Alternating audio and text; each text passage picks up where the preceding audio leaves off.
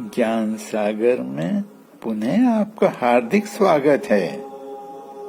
अब प्रस्तुत है अष्टावक्र गीता का प्रकरण 15। अष्टावक्र जी आगे कहते हैं, सद्बुद्धि वाला पुरुष थोड़े ही उपदेश से कृतार्थ हो जाता है, वहीं असद बुद्धि वाला पुरुष जीवन पर्यंत जिज्ञासु होता हुआ भी मोह को प्राप्त होता है। विषयों से वैराग्य ही मोक्ष है। विषयों का भोग बंधन है। बस यही ज्ञान है, जैसा चाहो वैसा करो। यह तत्व ज्ञान अधिक बोलने वाले पंडित को मूक कर देता है तथा महाउद्योगी पुरुष को आलसी बना देता है। इसलिए भोग विलासी पुरुषों के द्वारा तत्वबोध का त्याग किया गया है। तू शरीर नहीं है, तू भोक्ता और कर्ता भी नहीं है। तू तो चैतन्य रूप है, नित्य है, साक्षी है, निरपेक्ष है। अपने आप को ऐसा मानकर सुख पूर्वक विचरण कर।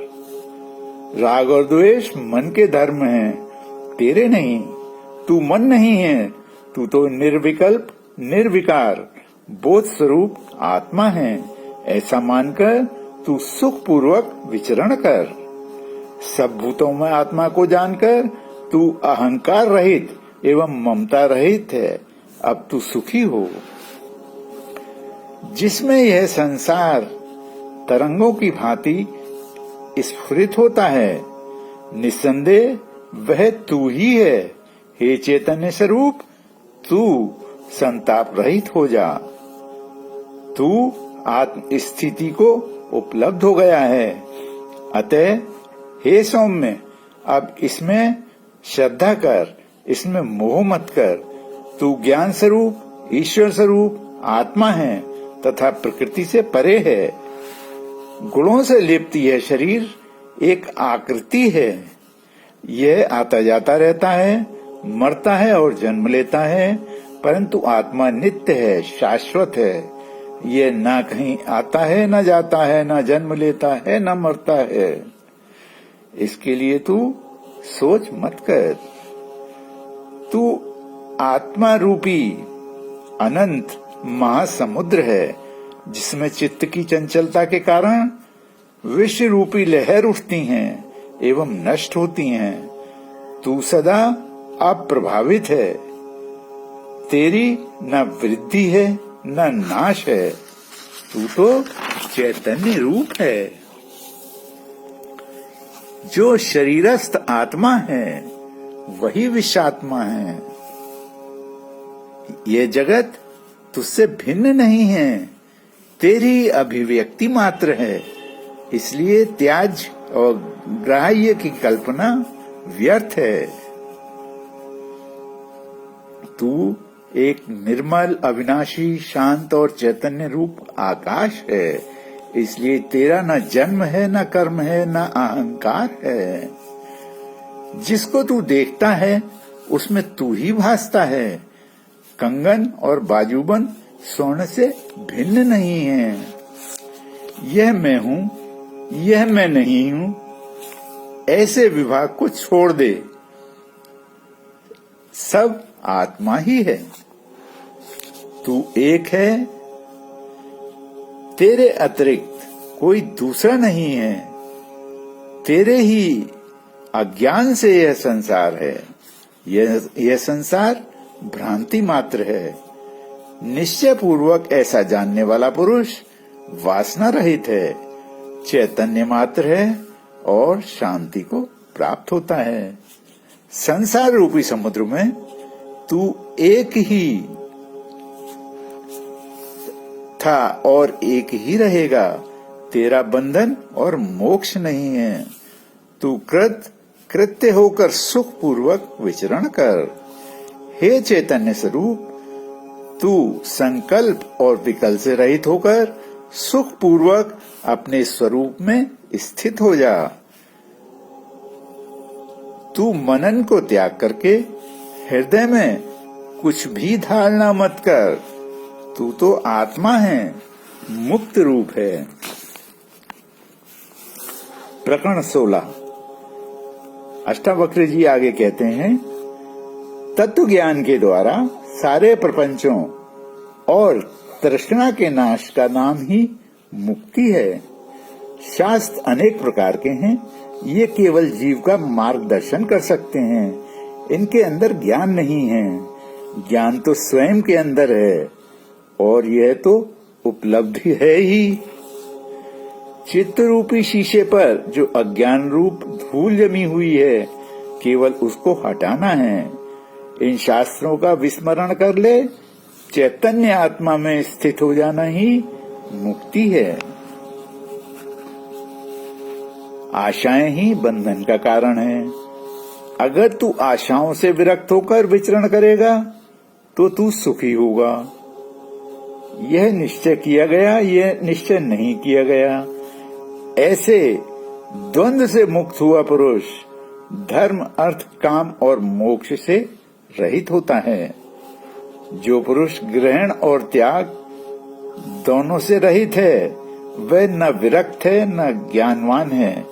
उसका चित्त शांत रहता है एवं वही मोक्ष को प्राप्त होता है। अगर तृष्णा जीवित है तो संसार रूपी पेड़ का अंकुर भी जीवित है। तृष्णा ही संसार है और तृष्णा का त्याग ही मुक्ति है। प्रवृत्ति में राग होता है, निवृत्ति से द्वेष होता है। इसलिए बुद्धिमान पुरुष बालक के समान जैसा है वैसा ही स्थित रहे। अनासक्त हो जाना ही मोक्ष का साधन है। ऐसा वीतरागी पुरुष संसार में रहकर भी दुखों को प्राप्त नहीं होता। जिसको मोक्ष का अभिमान है वह ज्ञानी नहीं है। ऐसे ही जिसको शरीर के प्रति ममता है वह न ज्ञानी है न योगी है, वह तो दुखों का भोगी है। अगर तेरा उपदेशक शिव, ब्रह्मा या विष्णु है तो भी बिना त्याग के तुझे शांति प्राप्त नहीं होगी। प्रकरण 17। आगे अष्टावक्र जी कहते हैं, जो पुरुष नित्य है, तृप्त है, शुद्ध इंद्रिय वाला है और सदा अकेला रमण करता है, उसी को ज्ञान एवं अभ्यास का फल प्राप्त होता है। हे जनक, तत्वज्ञानी पुरुष इस संसार में दुखों को कदापि प्राप्त नहीं होता है, क्योंकि उसी एक से यह ब्रह्मांड मंडल पूर्ण है। हाथी सल्लली के पत्तों से प्रसन्न होता है, वह नीम के पत्तों से कभी हर्षित नहीं होता। वैसे ही आत्मा में विचरण करने वाले पुरुष को विषय कभी हर्षित नहीं करते। जो भोगे हुए भोगों में आसक्त नहीं होता है और अभुक्त पदार्थों में आकांक्षा रहित है, ऐसा पुरुष संसार में दुर्लभ है। भोग और मोक्ष की इच्छा से रहित बिरला ही कोई मिलेगा। उदार चित्त पुरुष धर्म, अर्थ, काम और मोक्ष, जीवन और मरण में त्याग और ग्रहण का भाव नहीं रखता। जिसमें विश्व के विलय की इच्छा नहीं है और न उसकी स्थिति के प्रति द्वेष है, वह धन्य पुरुष यथा प्राप्य आजीविका से सुख पूर्वक रहता है। जिसकी बुद्धि ज्ञान द्वारा गलित हो गई है, ऐसा कृत कार्य पुरुष देखता हुआ, सुनता हुआ, स्पर्श करता हुआ, सूंघता हुआ और खाता हुआ सुख पूर्वक रहता है। जिसका संसार रूपी समुद्र क्षीण हो गया है, जिसकी दृष्टि शून्य हो गई है, चेष्टा व्यर्थ हो गई है, इंद्रियां विफल हो गई हैं, ऐसे पुरुष में न तृष्णा है न विरक्ति है। आश्चर्य है, कैसी उत्कृष्ट दशा ज्ञानी की होती है। जो न जागता है न सोता है, न पलक को खोलता है न बंद करता है, किंतु दृष्टा होकर सभी पदार्थों को ब्रह्म रूप से देखता है। ज्ञान यही परम दशा है। मुक्त पुरुष सब जगह शांत शुद्ध अंतःकरण वाला दिखाई देता है और सभी वासनाओं से रहित होता है, सर्वत्र सुशोभित होता है। समदर्शी ज्ञानी पुरुष के लिए सुख और दुख में, नर और नारी में, संपत्ति और विपत्ति में कहीं भेद नहीं है। जिसका संसार क्षीण हो गया है, ऐसे पुरुष में न हिंसा है, न करुणा है, न उद्दंडता है, न दीनता, न आश्चर्य है और न ही क्षोभ है। जीवन मुक्त पुरुष जो प्राप्त है उसका भोग करता है और जो प्राप्त नहीं है उसकी चिंता नहीं करता तथा आनंदित रहता है। वह चित्त और वह हित और अहित की कल्पना को नहीं जानता। वह जो कैवल्य जैसा है स्थित है, जिसकी समस्त आशाएं मलिन हो गई हैं, ऐसा ममता रहित तथा अहंकार रहित पुरुष कर्म करता हुआ भी उसमें लिप्त नहीं होता। जिसका मन गलित हो गया है, जिस विद्वान के मन में संकल्प विकल्प आदि नहीं है, ऐसा ज्ञानी पुरुष मन के प्रकाश से और चित्त की शांति से जड़ता से रहित होता हुआ आत्मानंद में सदैव ही स्थित है तथा अनिवर्चनीय दशा को प्राप्त होता है। अब मैं अपनी वाणी को विराम देता हूँ। धन्यवाद।